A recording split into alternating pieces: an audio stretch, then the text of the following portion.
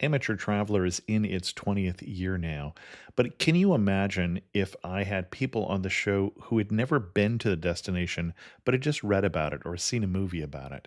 That wouldn't make any sense at all, and you wouldn't listen.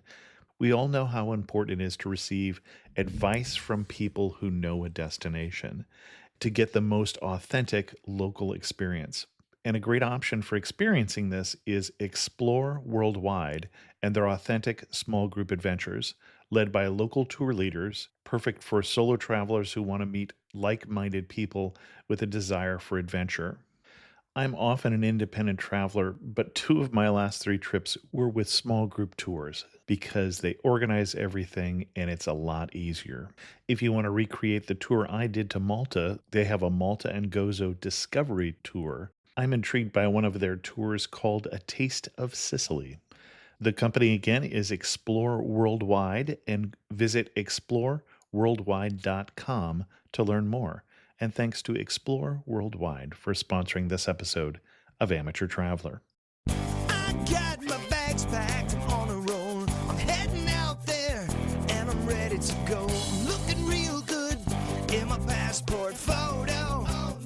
Amateur Traveler, episode 663. Today, the Amateur Traveler talks about towering mountains, alpine lakes, and ancient ruins, silver mines, moose, and a steam train as we go to southwest Colorado. Welcome to the Amateur Traveler. I'm your host, Chris Christensen. Let's talk about Colorado. I'd like to welcome to the show Kelly Beasley and Marshall Wendler from campaddict.com, and they've come to talk to us about a road trip in Colorado. Kelly and Marshall, welcome to the show. Hello, welcome. Thank you for having us. Absolutely. Thank you, Chris. It's great to be on. And Kelly and Marshall are very self-confident about talking over each other, which is going to be fun. But why are we going to Colorado? The first time I crossed over into the state, I distinctively remember it. It was actually a feeling inside. It was this excitement, this dramatic force or something. I really don't know how to explain it, but being from Florida. Florida and Colorado are not the same.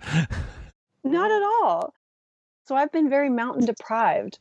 So coming into the state, honestly, it was a feel for me. And first of all, it felt right. It almost felt like home. And second of all, obviously, I could see the mountains in the distance and was internally freaking out, seeing the snow on top and could not wait to get there. And that is one of the biggest draws to this state. Of course, as most of us know, the western part of the state is much covered in mountains, and it's incredibly beautiful, especially when there's snow on top. There's lush with trees, rivers. I feel like the state is abundant with life. All kinds of animals. Why shouldn't you go to Colorado? There's so much here. Wildlife, the summer weather, winter skiing. You have Denver. What a great city. Marshall, you have some input? Well, and just let me pause here for a second and say the difference between mountains between Florida and Colorado. Colorado has 53 14ers. So this is mountains with elevations of at least 14,000 feet or 4,270 meters for those of you who are more metrically inclined. And Florida's tallest mountain is Space Mountain. So oh, wait, I thought it was Mount Dora. Oh, I don't know. It's a pretty flat state, let's just say. Exactly, yes. I was born and raised in Washington State, so I'm a little more familiar with mountains. Mm-hmm. But Colorado, it's a different place. Coming to Colorado here the last 3 years, the last 3 summers, and it doesn't get old. Even this year, coming into Colorado, crossing the state line, starting to see the trees, see the mountains in the distance. Kelly said it's this feeling that brings this almost euphoric feeling over you as you cross in. And it's amazing because there's so much to do here. And so much to see. And it's one thing to see these mountains in a picture or on a YouTube video, but to see them in person, there is some extremely jaw-dropping scenery in this state, and you have to come here at least once in your life. And we've already given people a hint at what kind of itinerary we're talking about, because as you described Colorado, you only described the western half of the state. The Christensen family moved to Colorado in the 1880s, but they moved to the flat part in the eastern half of the state in a place called Brush just north of Last Chance. And the description you were making of Colorado does not describe that, which is shortgrass prairie. So what itinerary are you recommending for us? So an itinerary, we are full-time RVers, and we like to stay for free on public lands because you're not in a campground. You're at the best views that you can find, and it's absolutely free, which is fantastic to me. So for an itinerary for a week, I would recommend hanging out around, starting in Durango, probably stay there 3 or 4 nights, head up to Silverton, Colorado. That's up the 550 north, and stay there another probably 2 or 3 nights.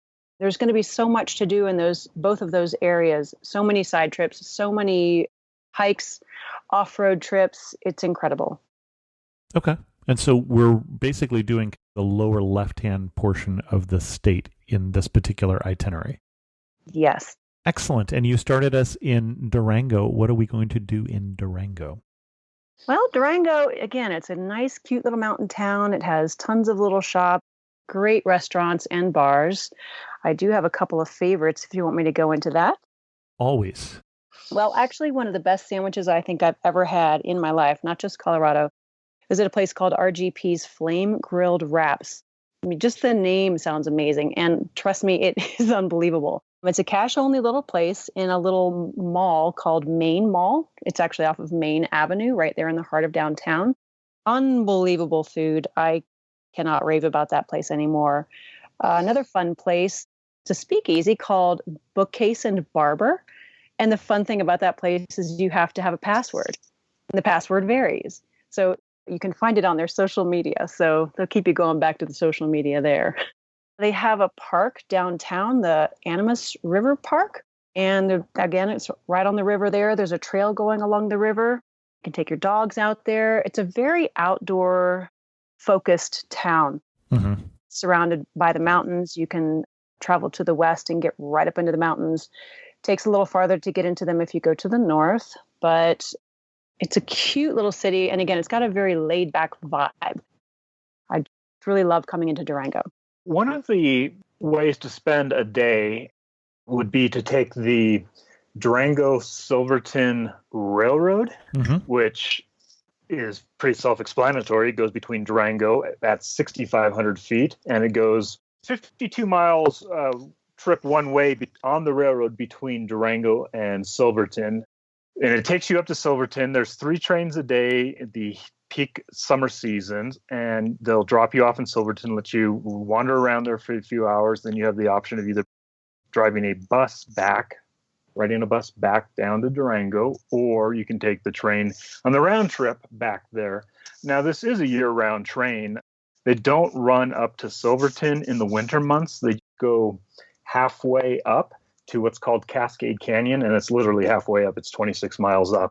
So they'll do the Cascade Canyon run in the winter time. But this railroad started in 1882 for, surprise, surprise, the mining industry between Durango and Silverton. And it's been in continuous operation ever since it's opened. And that's a great way to spend a day when you are in Durango, and that'll let you get a taste of Silverton before you move up there. Well, and we should say that we're talking about a steam narrow gauge railroad. So it hasn't changed substantially in terms of what the trains look like in that period of time either. There's someone shoveling the coal into the engine, creating the steam, and they literally have a chase car behind them to make sure that the forest hasn't caught on fire from coal embers coming out of the smokestack. That I didn't know. Okay. And then if you happen to show up early, there is at the Durango end of that a nice little museum as well that has some old cars as well as some old train cars and a roundabout and things like that. Yes, absolutely. Excellent. Are there other things we're going to recommend people do in Durango? I have stayed in Bayfield for an extended period of time, and there's a great drive you can take up to the Vallecito Reservoir is due go. north of the Bayfield area, and it's a reservoir, so it's man-made, but it's a base of more mountains because this part of Colorado is filled with mountains, and you can do anything from fish to hike to off-road. The nice part about this part of Colorado is if you're an off-roader, the opportunities are abundant, whether it's some real softcore going up a Forest Service road to check out the views to hardcore going over a pass. And if you're not sporting a four-wheel drive vehicle, you can always rent one, whether you're in Durango or Silverton or Ouray, anywhere along the route, you can rent a four-wheel drive vehicle. Well, and there's also outfitters who will take you up there if you don't want to do that drive yourself. I was in Durango last year on a press trip from Colorado Tourism Board. Actually, we split the group. Half went rafting, so there's whitewater rafting in the area also, and half went on a Jeep tour with Mild to Wild was the operator that we used. It was definitely one of those things that even in summertime you want to bring a coat, because we started at Durango, which is 6,500 feet, and then we drove up to one of the passes that still had snow, even though we were there in June, as I recall, and we were up above 12,000 feet, and it gets cold up there. So even though they had blankets and such in the Jeep, it was definitely something you wouldn't want to do that without bringing your coat with you. I think I had left my jacket behind, which was a stupid move. Yeah, absolutely. I mean, and take, for example, this year where they had record snowfall, and when you're getting up there 11, 12,000 feet in some of these passes, there is still a significant amount of snow in some places. And some places in Colorado had snowfall this week, and the first day of summer they had snow. So let's just put that in perspective here.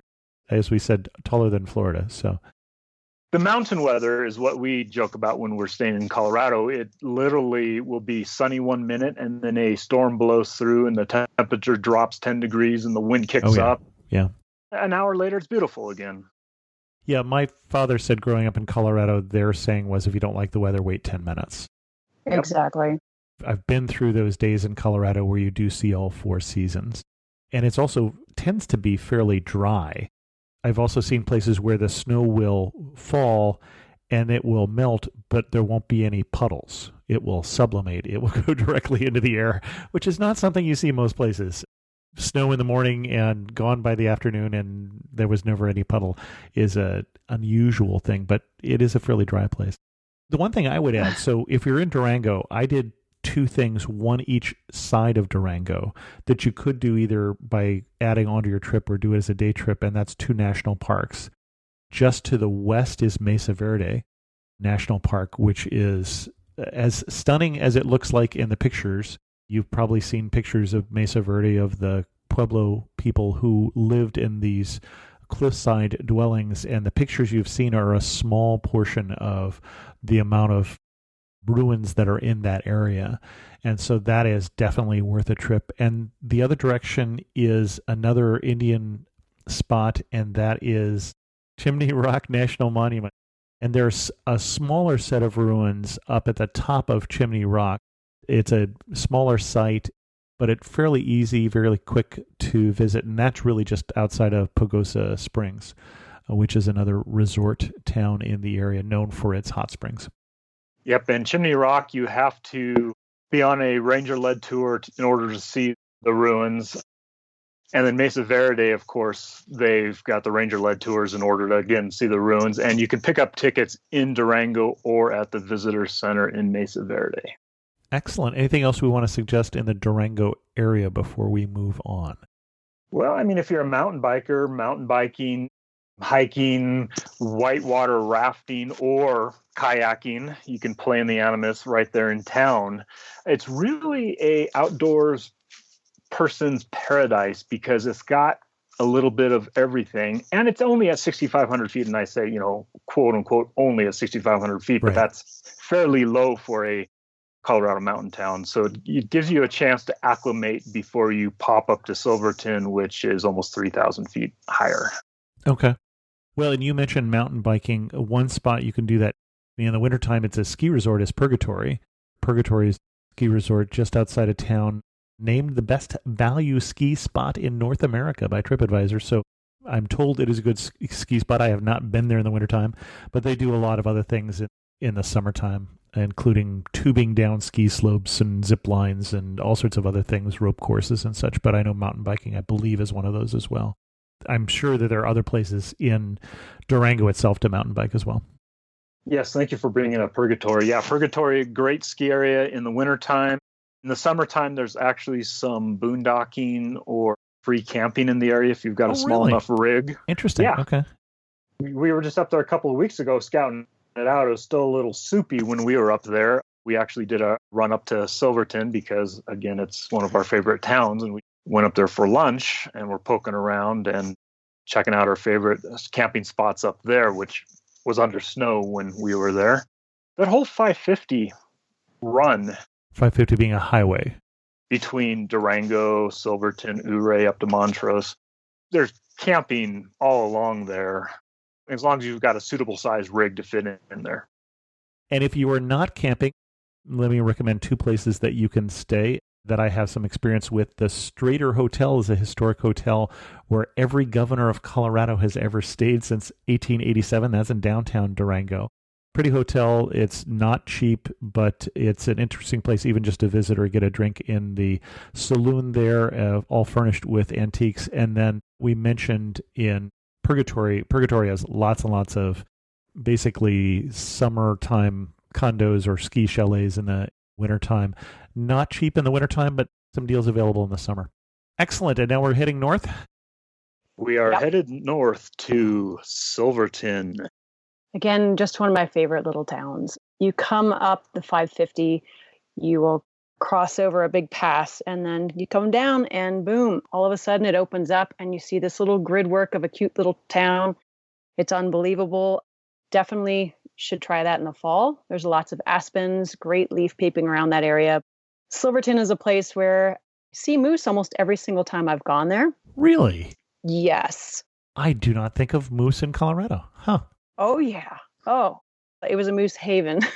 We have stayed just north of Silverton. There's a road off to the left called, I believe, 585. And it's right on a little river, Mineral Creek River. And sitting in my RV one day working, and I've got this giant back window. And all of a sudden I see something moving outside, and it's a moose. He's coming right through where we were parked. I freaked out a little bit inside, and I got up and walked out and the side of my rig just to watch him go by. That was an incredible moment. And then the next time I was there, same kind of thing happened. I was walking down the road, and all of a sudden moose comes walking out from the woods, and a little freak out, but also so touching to be so close to Mother Nature and something that is so, I mean, that thing could kill you, but it's so elegant and so beautiful at the same time. Mm-hmm. Then it disappeared off into the woods, and then not too much later, it came out chasing another moose. I think what it called the rut, and they were going after each other, and it was, wow, powerful. On that same road, I also saw a black bear, and would highly recommend taking as many off-road drives in Silverton as you can. I have seen not only moose there, but had a porcupine experience. And of course, across the road, there's a bunch of beaver ponds. So you see trees that are freshly cut down by beaver, and you can see where they've hauled it across the road and down the hill. And then you can actually see the beaver swimming in the pond. It's pretty cool. And when you see a porcupine experience, those often end up with stories that don't end well. It was in the campsite on the edge, so at the base of the forest. He was just walking along. I didn't go poke the porcupine because I'm a little bit smarter than that. They poke better than you do, yes. Yes, they have many more pokers than I do. But it's really kind of cool. They sort of waddle along, blah, blah, blah, blah. And it's interesting because you don't normally see those out in nature. So to see a porcupine walking along is a cool experience. Very cool. On a recent amateur traveler trip, we had a zebra walk through camp, but that's an entirely different story. What else are we going to do in Silverton? There's a road to the north of Silverton. It's called 585. If you take 585, I would highly recommend driving down that road to the end. There's a couple of campgrounds there. That's again where I've seen multiple moose. I've seen the bear. Marshall saw the porcupine on that road. Off that road, as well as Road 815, that goes up to Clear Lake, which is a beautiful alpine lake surrounded by mountains around it. I think you can get up that road with a 2-wheel drive vehicle, but you are going to have to beware. Probably going to have to go late in the season. I know right now it is still blocked by snow and you can't even pass it with a 4-wheel drive vehicle. But it's a very switchbacky kind of a road, and the views at the end are stunning. And if you get a clear day, you're going to be able to see the lake. And again, crazy, crazy views. But there's tons of off-road drives that you can take around there, even with a 2-wheel drive vehicle, to get to multiple different hikes. And again, we're just talking about this area of Colorado. It is stunning. You can't get away with saying there are multiple places that we can drive to for good hikes without telling us a couple of them. A great hike down that 585 road is Ice Lakes. Okay. You can actually do it in the wintertime or even this time of year because there's still going to be snow there. And we've actually had friends that did it in the snow. Mm-hmm. It starts down low and then does the straight up the side of the mountain.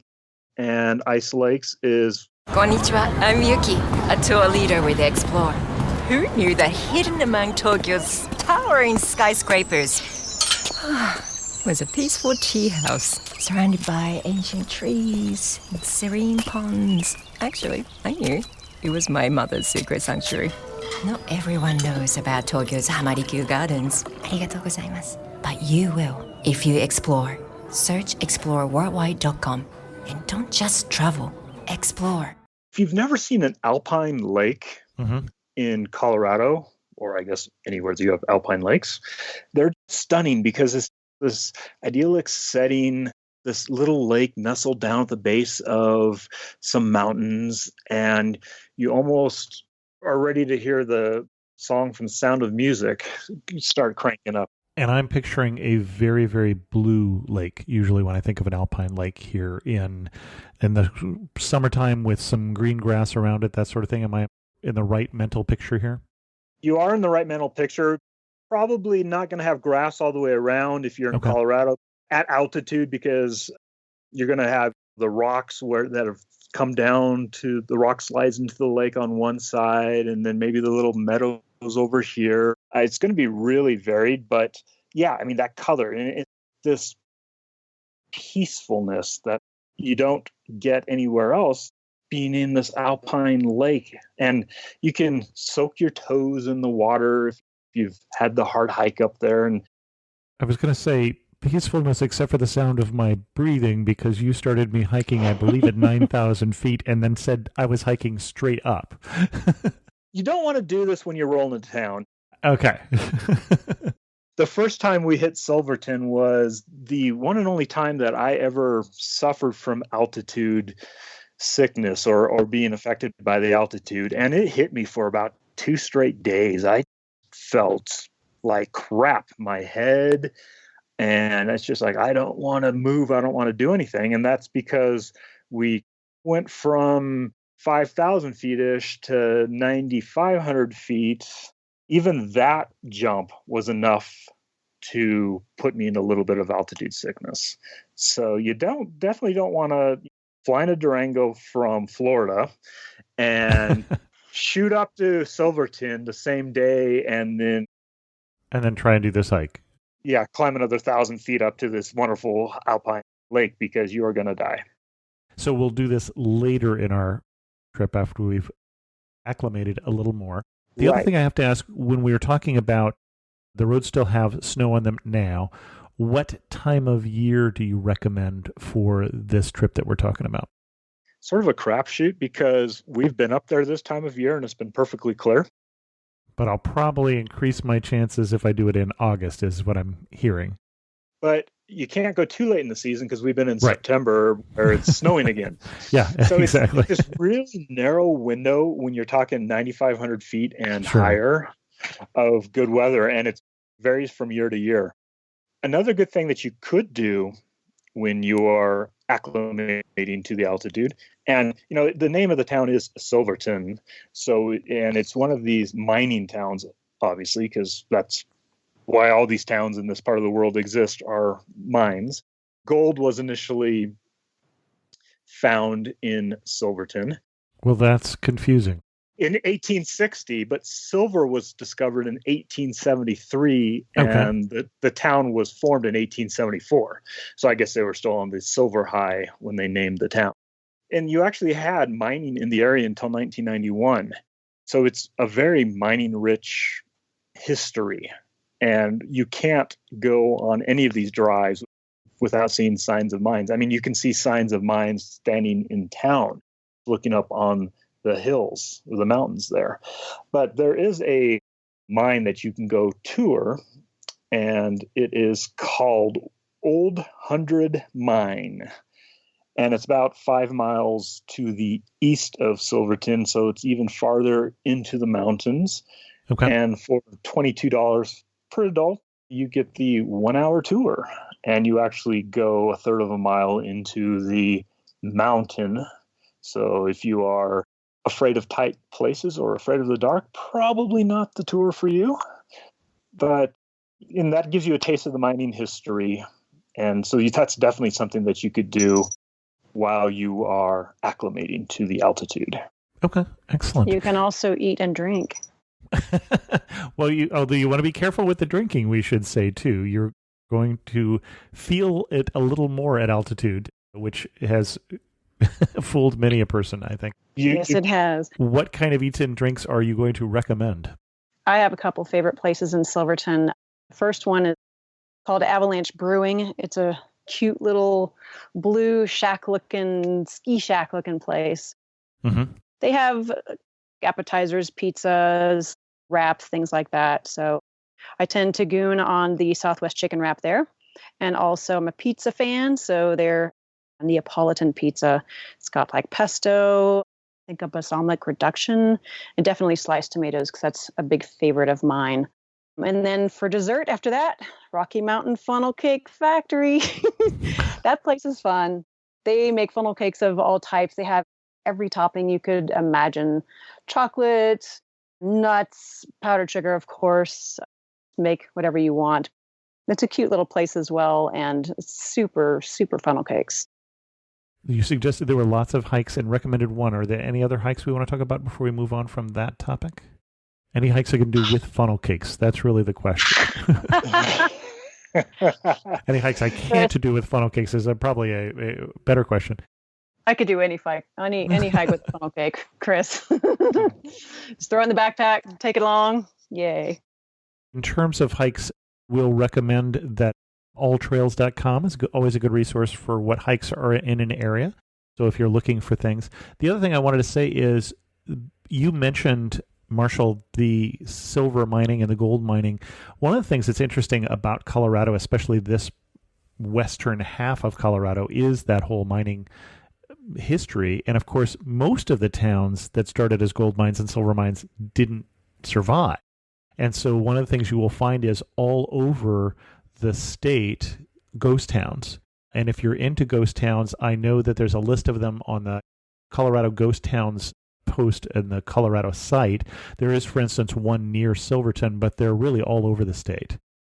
Yes, and the one near Silverton is a nice little drive. It's Animas Fork, and it's at the base of, I believe, Engineer Pass. Again, it's self-guided. They have about half a dozen buildings or so still standing, and right across the way is the ruins of a mine, oddly enough. Which we would not encourage you to go into. The one you were talking about where you can go into is fairly rare. There's only I think a handful of ones that I know of in Colorado that actually give tours that are safe to go into. Otherwise, you know, stay clear. And these ghost towns vary from a sign that says this town stood here between these dates, right, to actual ruins, or not even ruins, buildings that you can still walk into and feel safe walking into, and go up to the second story and look out the window and see the view that they enjoyed and get a taste of what life was like there. But of course, you're going to be doing this in summertime when it's decent weather, and you have no idea what it's like there in the middle of January. You wouldn't want to be there. Right. There's tons of off-roading. There's tons of these passes. Engineer Pass is one. Kelly has experience with another pass. You want to discuss that one, Kelly? Yeah, I wanted to say that the first time I drove up north to Silverton from Durango, of course, I was in awe. It was stunning. But I came over one hill just after Molus Pass, and you get this grand view of Molus Lake on the right and jagged snow-covered mountains behind that. And I'll tell you, why do I love Colorado? Well, this is one of the moments I actually started to cry. It was so stunning. I cried for a few seconds and then I laughed. I'm like, why am I crying? It's beautiful. But I would highly recommend going and checking out Molus Lake. They're between Durango and Silverton. And there's also a little hike around Little Molus Lake, which is to the west of Molus Lake. Again, it's crazy. Beautiful. Excellent. I'm seeing there are campgrounds there too if you're interested in camping. Excellent. Have we come to the end of our itinerary, or there's anything else we want to recommend that people do while they're in this area? When you're in Silverton, you can do a couple of day trips, but most importantly, what you need to do is you need to drive the $1 Million Highway. Now, this is a stretch of 550, the same road that we've been on, between Silverton and Ouray. It's 25 miles between the two, specifically the 12-mile stretch between Red Mountain Pass, which is at 11,000 feet, and Ouray is the part that really gives it the $1 Million Highway name. And Red Mountain itself is stunning. It's aptly named because in the summertime, when the snow is melted, the mountains are red, and huge mining up in that area. So there's massive mining ruins or signs of mining in that area. But the drive from Red Mountain north to Ouray, there's a stretch that literally puts you on the side of the mountain. As you're going north, you're against the cliff side, so you're feeling fairly safe. But as you turn around from Ouray and pop back up to Silverton, there is no guardrail, there is no shoulder. There are places where the road literally is hanging off the edge. I mean, if you twitch to the right, you're going off the side. I don't know if you've ever done that road, Chris. I know I have not. To take it up a notch, I've done it both ways, towing my travel trailer a couple of times. And when you are going south on that road with nothing to your right, towing your house, that gets exciting. I can well imagine. Well, and we should just say, if people are interested in this trip that we're describing and you are not a full-time RVer or you don't spend all your time on the road, you may, for instance, think about flying into Denver and driving over, but you're a ways away. Denver to Durango is about 6.5 hours, roughly, of driving. So even though Denver is pretty much in the center of the state, a little further north than that, Durango is down in that left-hand corner, and this are your western states, and they're pretty big. And so you're not really near anything. And I can't say, well, if you don't fly into Durango itself, for instance, which is a smaller flight and a little more expensive because of that, you're not near a major airport. So just factor that in. But maybe that means you add in an extra day and stop at Great Sand Dunes or whatever, but just plan that in, that you're not near something when you're in Durango, or even Telluride, which I'm sure people have heard of in terms of a ski area, is really near Silverton. It's just that the road doesn't go there. No, and it is a nice drive. Telluride is a nice drive from Silverton. It's a day drive. You can go north on the $1 Million Highway, go through Ouray, then curve back around to Telluride, and it's only, I believe, 2 hours from Silverton. Another thing to mention here about getting there from Denver, I mean, we are talking about the mountainous western state here, where you've got the continental divide that's between Denver and Silverton or Durango. So you are popping up to at least 11,000 feet, crossing over at least one pass. Well, you've got to go over multiple passes if you make that drive. And there are no interstates on that route. There are 2 interstates in Colorado, and neither of which go anywhere close to the southwest portion of the state. Right. So you have to want to go there. Yeah, I mean, you could take 70 out towards Grand Junction and then go south. So you go interstate half the way if you went that route. But yeah, you're off the main road. There's not an interstate. Draw a circle on the map. There's not an interstate within 2 hours drive of Durango, for instance. Probably 3 or 4. No, correct. Yeah. Correct. If you're going to be driving anyway, we highly recommend having a 4-wheel drive vehicle. If you really want to get off the beaten path and see these gorgeous places, that's your best bet. Excellent. I think we're ready to get to some of our wrap-up questions. Are we ready for those? Absolutely. Okay. You were standing in the prettiest spot in western Colorado. Where I say western Colorado because I did want to rule out Brush, Colorado. Where are you standing and what are you looking at? Okay, for me, I think that would have to be right there at Mollis Pass, looking at Mollis Lake. That's an I thought easy it one. might be. Okay. Yeah, unless there are yeah. other places that bring you to tears. Okay, Marshall? Red Mountain Pass. Okay. You can pull off as you start coming back off the pass on the north side towards Ouray. There's an awesome pull off there that gives you a view of the mountains and the mining district. And you just need to stop there and pause. Not only are you in awe of the mountains and particularly the color of the mountains right there, but of the history of that area and what it meant to work those mines back in the late 1800s. Excellent. Now, you both are correct with your choices, but I would also say that for me, Mesa Verde is stunning for a different reason. Just Yes. because the history and the culture heritage there are something that is, it is a treasure. It is a very interesting place. Excellent. One thing that makes you laugh and say only in Western Colorado. Okay, only in Western Oh. Colorado do you have a moose walking through your campground like it's nobody's business, or a porcupine, or the beaver. It's being able to see this wildlife unexpectedly and around the next corner. It's almost like out of a movie, but no, this is real life and only in Colorado. Excellent. Kelly, did you want to top that, or should we leave that as our answer? That's a great one, and I could go with that, but I'm going to add something else. Excellent. Does it involve funnel cake? Only in Western Colorado can you park and stay for free in $1 million views that other people pay ridiculous money to own the land and live there. Only in Western Colorado, the best views ever. Excellent. And when you're staying for free, you're staying generally in National Forest or Bureau of Land Management land? That's it. Absolutely. Excellent.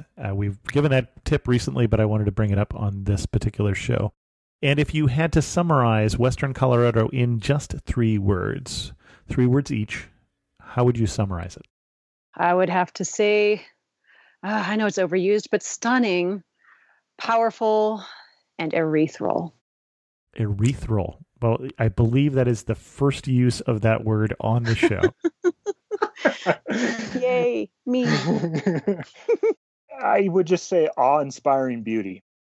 Excellent. I always fall back on breathtaking because it works either way, but You have to see it to believe it. well, it's also breathtaking because it's 9,000 feet. Kelly Beasley and Marshall Wendler from campaddict.com. If we wanted to send people to your best post on Western Colorado, what post are we going to send them to? I would send them to our Boondocking Without Fear blog post. You can do it anywhere, of course, but people are afraid to get out there and they feel like it's in the wild and in the middle of nowhere, but that's very often not the case. But I would encourage people to get out off the beaten path, get out of the hotels and get out into nature and stay there. Excellent. And both of you, Kelly and Marshall, thank you for coming on Amateur Traveler and talking about your love for Colorado. Thank you very much for having us, Chris. It was a pleasure. Thank you. I heard from friend of the show, Jeff Ulfs, who wrote about the episode we did on Upper Mississippi. Great program on Upper Mississippi. We spent a couple weeks there. One attraction in Winona often overlooked is the Polish Cultural Museum. While I enjoyed the museum, the real gem is the second floor, by invitation, which houses the collection of a Catholic priest. He managed to save art, fixtures, and just about anything else from churches that were being remodeled or demolished. He has paintings, pews, statues, stained glass, vestments, confessionals, and hundreds of other items stored here. It is a real treasure trove. And Jeff sent us a link that I will put in the show notes. Also, a diversion may be to Caledonia, Minnesota for the Barn Quilt Tour. Thanks so much, Jeff. And since I've got to go binge watch Stranger Things, we'll end this episode here. If you have any questions, send an email to host@amateurtraveler.com, or better yet, leave a comment on this episode at amateurtraveler.com, or join our mailing list, which you can also find on the same website. And thanks so much for listening. I got to see one more cathedral. I got to sit in one more cafe.